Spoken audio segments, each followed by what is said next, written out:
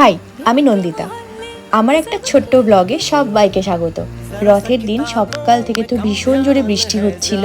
তারপর তো এই দেখতে দেখতে আমার স্নানও হয়ে গেল। দেন ঠাকুরকে ভালো করে পুজো দিয়ে নিলাম।